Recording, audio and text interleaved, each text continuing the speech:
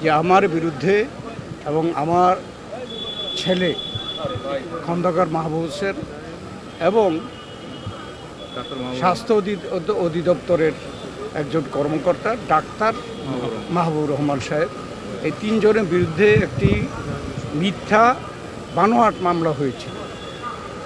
যে মামলার কোনো ভিত্তি, কোনো প্রমাণ কিছু ছিল না। এই মামলা সেই 8 সনে 2008 সালে হয়েছে 111-এর সময়।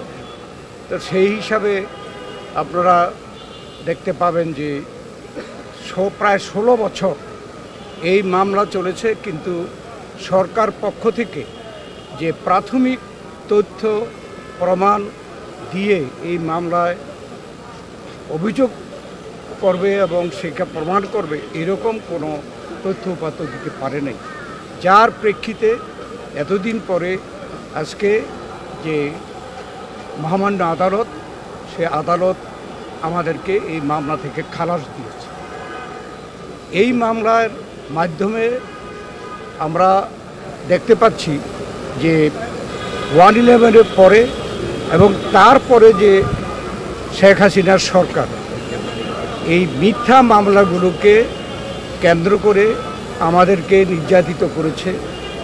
আমি এই গত 17 বছরে প্রায় 5 বছরের উপরে বিভিন্ন মামলায় আমাকে হাজত খাটতে হয়েছে এবং এতগুলো মামলায় এইভাবে কোর্টে আমাদের আসতে হয়েছে এবং তার মাধ্যমে এই স্বৈরাচারী ফ্যাসিস্ট সরকার, যারা জুলাই আগস্টে ছাত্র জনতার গণ অভ্যুত্থানের মাধ্যমে বিতাড়িত হয়েছে, তারা কিন্তু এইসব মামলাগুলোকে ব্যবহার করে আমাদেরকে নির্যাতিত করে রাজনীতি থেকে বিদায় করে দিতে চেয়েছে।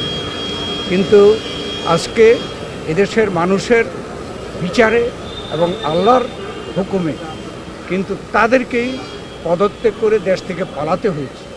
বেগম খালেদা জিয়াকে মিথ্যা মামলা দিয়ে শাস্তি দিয়ে জেলখানায় রেখে তাকে অসুস্থ করে ফেলেছে এবং হত্যার উদ্দেশ্যে। আল্লাহর রহমতে তিনি বেঁচে আছেন, বাংলাদেশে আছেন। আর শেখ হাসিনা পদ থেকে পদত্যাগ করে দেশ থেকে পালিয়ে গেছে। এই দেশের স্বৈরাচার আগেও কিন্তু ছাত্র গণ আন্দোলনে পদত্যাগ করেছে।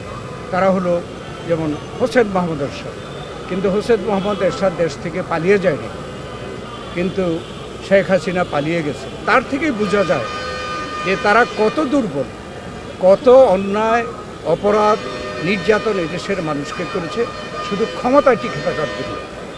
আজকে জনগণের প্রত্যাশা যে ছাত্র জনতার এই গণ অভ্যুত্থানে এই সরকারকে আজকে ক্ষমতায় বসিয়েছে। এই সরকার অন্তর্বর্তীকালীন এবং নিরপেক্ষ, এবং এই সরকারের পক্ষে যত শীঘ্র সম্ভব বিভিন্ন ধরনের সংস্কার যে পদক্ষেপগুলো নিচ্ছেন সেগুলো শেষ করে, বিশেষ করে নির্বাচনের ক্ষেত্রে যে সংস্কার প্রয়োজন তা দ্রুত শেষ করে একটি নির্বাচনের রোডম্যাপ দেওয়া এই সরকারের দায়িত্ব, এবং যত দ্রুত এটা সম্ভব হবে তত দেশের জন্য, জনগণের জন্য মঙ্গল এবং এই সরকারের জন্য মঙ্গল।